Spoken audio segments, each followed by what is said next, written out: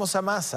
Polémica ha causado la propuesta de un panel de expertos quienes han recomendado suspender la tramitación del proyecto que rebaja la jornada laboral de 45 a 40 horas. Claro, esto debido principalmente al contexto social y económico que vive nuestro país. Vamos a conversar de este tema con Francisco Gallego, que es académico de la Pontificia Universidad Católica y coordinador de esta mesa técnica. Francisco, ¿qué tal? Muy buenos días. Buenos días, hola, ¿cómo están? Bueno, partamos explicando, ¿no?, cuáles son las razones de esa recomendación que se hace en relación a posponer la discusión de este tema que ha estado tan presente o estuvo muy presente durante los últimos meses en nuestro país. Claro, mira, la idea fundamental de lo que trabajamos en la mesa técnica es que creemos que el proyecto de las 40 horas de rebajar la jornada es una buena idea, pero que para que tenga efectos positivos en la calidad de vida de la gente hay que hacerlo en el momento oportuno, implementarlo a una velocidad adecuada y con una serie de acompañamientos adecuados.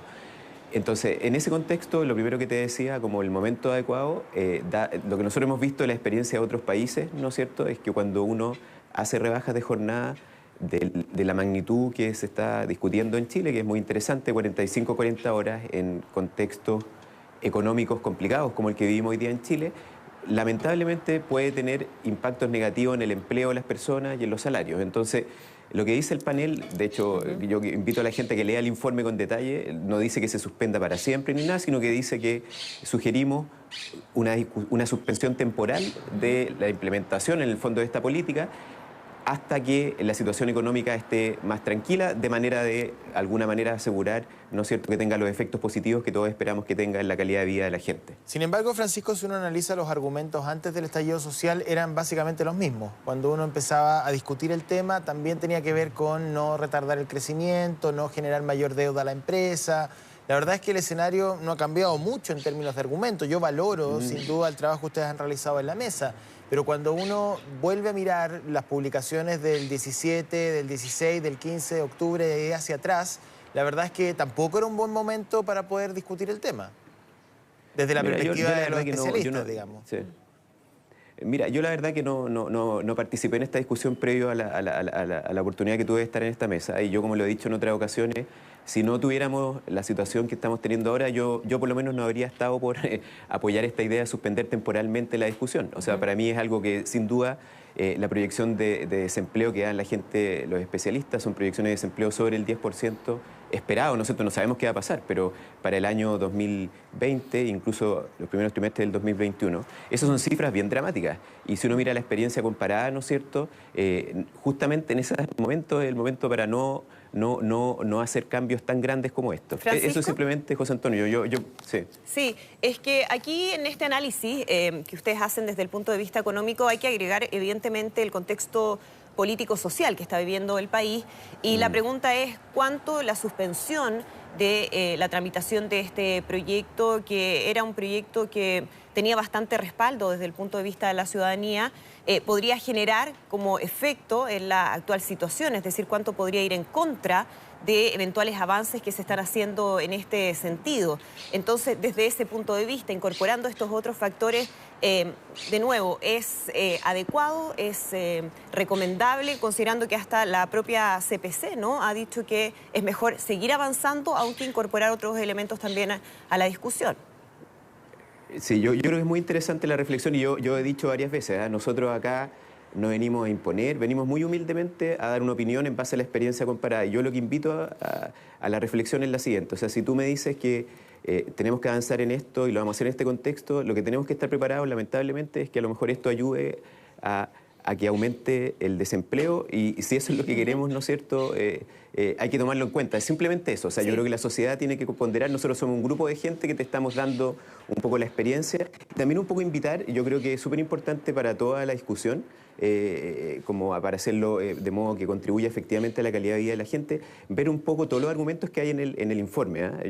El tema de la suspensión temporal, nosotros de hecho lo ponemos en un lenguaje bastante nosotros sugerimos la eventual postergación temporal, ¿no es cierto? Esto no es para 20 años, sino que simplemente esperar el comienzo de la implementación de esta política en, no sé, un año, algo así, para que se normalice el desempleo, ¿ya? Pero hay otra serie de cosas que yo creo que son súper importantes considerar. Nosotros hablamos de temas de gradualidad, hablamos de temas de acompañamiento, En otros países, si tú miras la evidencia, ¿no es cierto? De hecho, hay países en los cuales le pregunta a la gente, mire, bajamos la jornada, ¿usted está más satisfecho con la vida? Y hay gente que te contesta que no, y esto con publicaciones científicas. Entonces, esto no significa que uno esté en contra del proyecto, todo lo contrario. Yo creo que es una súper buena idea que puede tener impactos notables para la calidad de vida de la gente. Simplemente lo que estamos diciendo es que agreguemos una serie de cosas que nos pueden ayudar a que esto efectivamente sea lo que esperamos. En esos otros elementos, Sí. Francisco, porque justamente lo Sí. que está evaluando en estos momentos el gobierno, considerando que habría poca viabilidad política para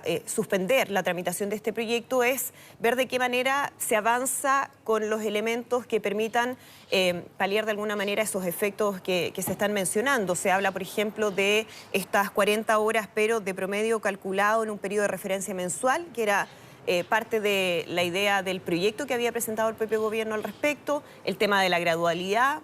¿Qué elementos debieran incorporarse para poder seguir tramitando este proyecto y hacerlo con el menor impacto posible para el desempleo y la economía del país? Sí.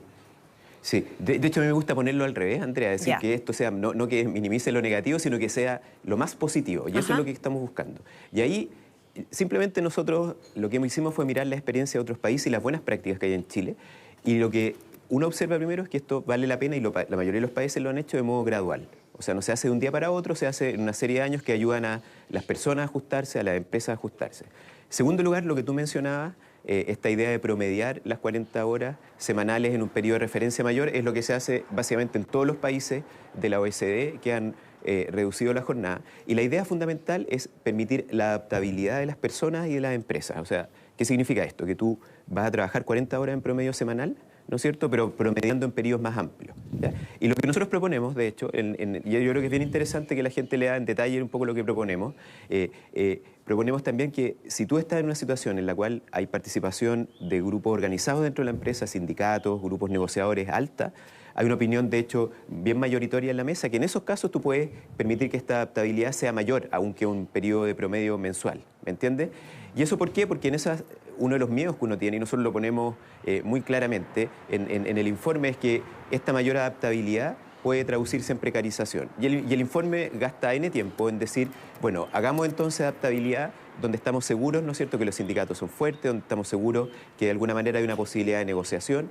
Agregamos un tema que yo creo que es súper importante que la gente lo vea, que es fortalecimiento de la dirección del trabajo.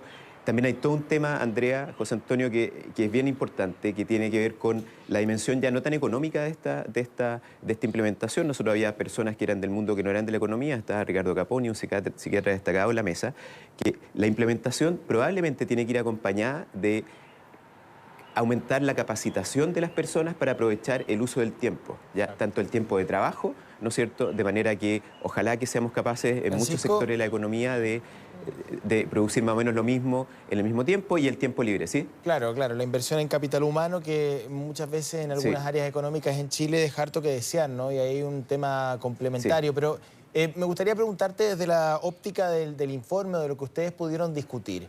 ¿Qué es más relevante, la flexibilidad laboral o la reducción nominal de la jornada horaria? Porque la verdad es que antes del estallido social estábamos como un poco en esa dicotomía entre el proyecto de Camila Vallejo y el contraproyecto del gobierno. Desde tu óptica, para alcanzar un estándar eficiente en el mercado laboral, ¿es más importante dotar al mercado laboral de flexibilidad y de reorganización horaria y de margen de decisión del trabajador y la empresa, o hacer una reducción lineal y nominal de la jornada, bajándola tal y como está, digamos, solamente atendiendo al número de horas? Mira, es una muy buena pregunta. Lo que yo te puedo decir, y no es que me esté corriendo la pregunta, pero las experiencias exitosas que nosotros hemos visto tienen las dos cosas al mismo tiempo, ¿ya? Si tú piensas en Francia, Portugal, Corea, son oportunidades en las cuales hay una rebaja de jornada importante, pero tú permites de alguna manera que haya más, a mí me gusta más la palabra adaptabilidad, que de alguna manera las oportunidades de trabajo, ¿no es cierto?, tanto para personas como para las empresas, se adapten a distintas realidades, ¿ya? Entonces, si tú me preguntas, José Antonio, ¿cuál de las dos más importante?